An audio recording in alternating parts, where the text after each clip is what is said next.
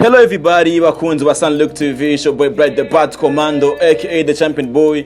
Twagarutse muri entertainment ya price 257. Ya, ni inkuru kabisa ishushe, inkuru iri kuziko kabisa ikatogota, nta nuwundi ni O.L.G Olegue, wa muraperi wo kugwego go hejuru arenze abandi nkuko akunze kubivuga ubwiwe. Nyuma yo kuduha pasta indirimbo yakoze neza muri entertainment ya price 257, murazi mu minsi iheze O.L.G Olegue arafata rutemikire rerekeza mu gihugu cy'u Rwanda muri KGR kabisa mu Rwanda rwagati mu muji. Mwino munsi habonetse amafoto ari kumwe na Papa Cangwe. Abantu benshi ko bariyumvira eske O.L.G Olegue rekategura kina Papa Cangwe.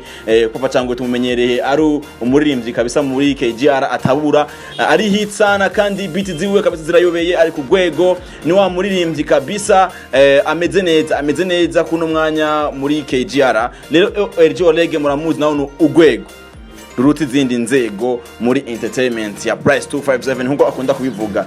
Eske nkawe mu fans wa price 257 muri entertainment yacu ubona hagati ya O.L.G Olegue na Papa Cangwe arinde azutabura gusumba yundi nimba ari gisoni nkuko yabivuze kuri statut ziwe za WhatsApp na IG wiwe avuga yuko ari Soon Papa Cangwe featuring O.L.G Olegue. Ubiteze ki nkawe nk'umufans wa plus 257 entertainment. Ya, O.L.G Olegue rero n'umurimvyi yakakorana umuvuduko mwinshi, ni 4G kabisa, ni connection ya 4G uko ntasanzwe, mukatumenyereye hawo muririmbyi Britgh kabisa reka duga ko yo kuri indege aja mu mahanga. Tukatumenyereye kuba star ba legend, abutwa legend Big Fizo Sadbi, me turayibonye ku muririmbyi kabisa ariko araduga na umuvuduko mwinshi urenze. O.L.G Olegue kabisa ntiduhumeka Bujumbura yahatwitse ubu noneho hagiye gusha koko O.L.G Olegue.